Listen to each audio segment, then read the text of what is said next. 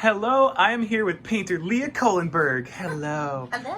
What are we looking at right now, Leah? You are looking at my command center, Yes. such as it is, for my art class school. I run an online art school called the Roaming Studio. We offer online classes every day. I teach most of them, although I hire teachers to teach about a third of the classes. And I'm just sort of finishing up with a class setup that happens. So you can see everything's done on Zoom.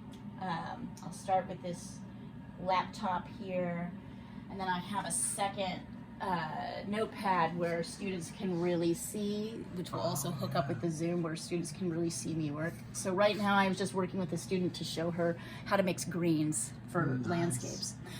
What a lot of people don't know is, of course, is that to get a really realistic looking green, a landscape green, you need to mix a little red in, right? To mute it a bit and then add some yellow. So I was showing her that.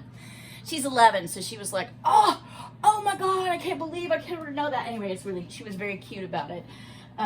So I will often demo and do things here. And here's my brush set. And right. So this is the feed that goes out to the world. Yes. And you are often doing this, right? Is this like daily? I'd say 2 hours a day, 5 days a week.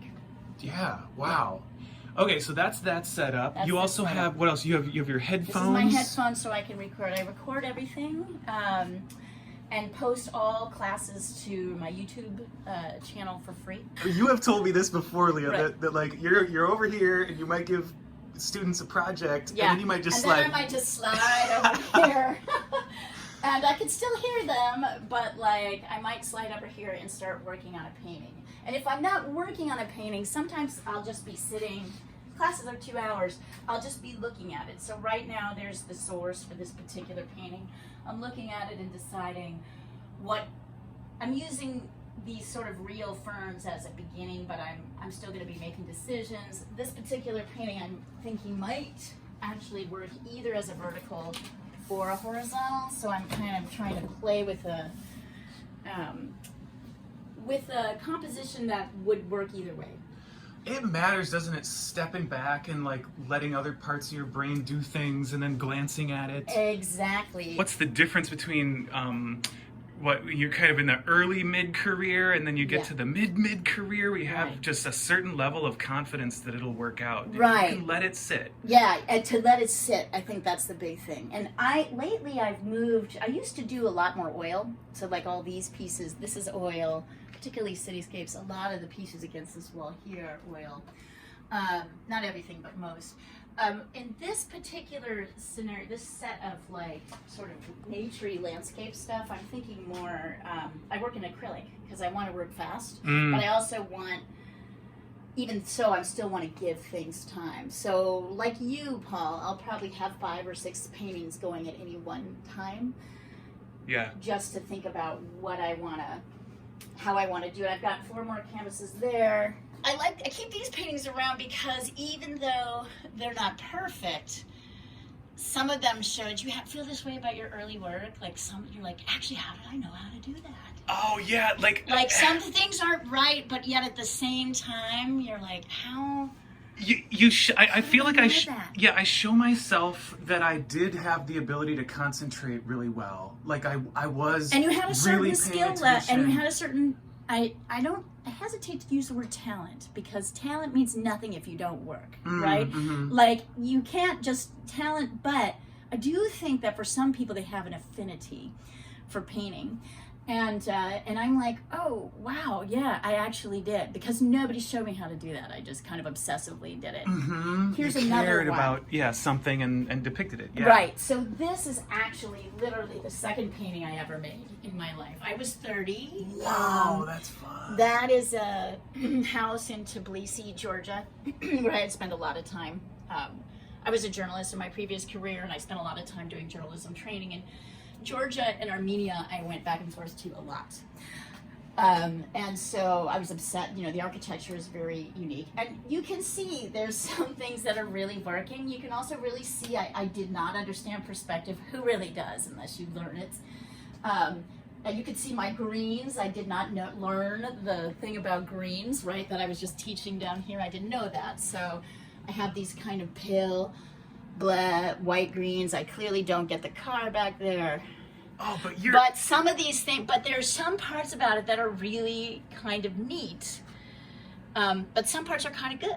Mm-hmm. And right? there's a liveliness to it without the sort of, I don't know, the practiced, almost mathematical sense of perspective. This is different from that. It has warp. It has a little warp. An organic feel to it. Well, I know you like to play with perspective in your work a lot, right? So you're like, oh, I'm like totally jibbing to that. Right. That's crazy weird. Yeah. Yeah. Are you working from black a lot? All the time. All the time. So almost all my well, not all the time. These ones are not from black. Oh yeah. This is the white canvas. Clearly not. Remember. Yes, everything else that I do is black with a red base. PM Shore paints like that. Do you know her? Mm-hmm, She's really great, sort of epic Portland painter.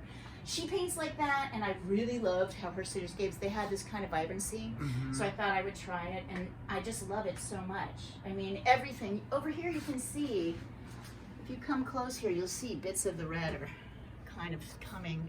Right, so that's first layer stuff.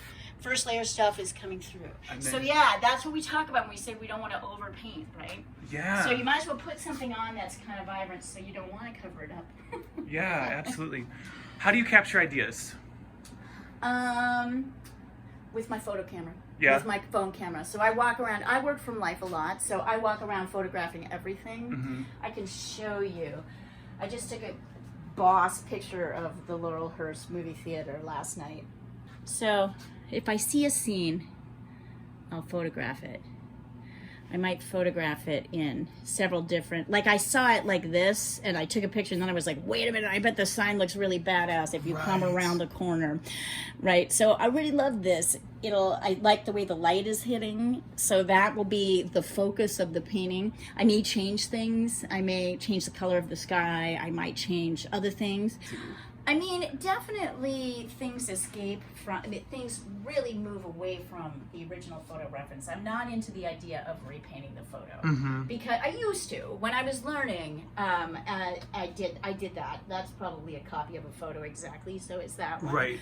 But like, there gets to be a point where you're like, okay, I think I know. This one was just a close-up of a poppy field. So you can see what I did was take some of the sort of organic placement of the flowers I really liked, and I wanted to have that feeling. Right. So I worked from the photo, but the end product will be much different. So what you need kind of given still for these is it like, here's an organic distribution. Here's a good composition in general, and then you can take it from there. At nature's or human-made composition. Yeah. Like and then it changes completely, right? Then you have the freedom to like do whatever you want to do. Yeah, and I wonder if that's a way of talking about what mature work is. Like, I mean, I find it in my own work that I just don't need to worry that much about, my ability to make a flower look like a flower. Yeah, and so you are more worried about a certain key distribution, like we talked about, a way of composing the thing, and then it's just, okay, what does this thing need? What is it? Yeah, how do you need to make this painting? There's a point where you depart, even if you're using photos more religiously, there's a point where you do not paint what is in the photo. Yeah. You remove things from the photo. The photo is not the painting. Yeah. Right? Yeah. It's only the easy, quick reference. And maybe I'm lazy, maybe I don't. Occasionally I will sketch. Like, occasionally I will actually have my sketch pad. But I'm not really a plein air painter so much. I like to do it, but it's not my jam. So. And if it isn't, use the technologies you have to get there. Yeah. I mean, that's what it is, right? I mean, there's lots of people who don't even like paint anymore. They just use Procreate or whatever. Mm-hmm. And I don't want to diss that because I see that it's a valid kind of art form. I mean, David Hockney's last show, and one of my favorite abstract painters, Carissa Trask, who I have several collaborations with. She works in a completely opposite way. She gives herself like total freedom with the canvas at the very beginning, lays down whatever she wants, and then she looks at it and decides what it's going to become. I've tried that too, and Yeah. sometimes that works. Sometimes Yeah. it works. Yeah. I totally respected her work. Is so beautiful. She taught for me for a while, so I got to watch her create and explain to my students how like she created. Absolutely, I couldn't work that way. I want more. I want to be able to grasp onto the thing more. That's just me. Right. But I love it. I love seeing that process of creation, like being able to allow it to just be what it is. And maybe when I'm 80, I'll be a little more tired. We're all in the process of letting go and letting things be what they're supposed to be. Yeah, right. Yeah. Oh, this is great. Do you have anything to add? I think that's it. I think it's great. Thanks for coming to the studio, man. Absolutely. Yeah. Super good conversation.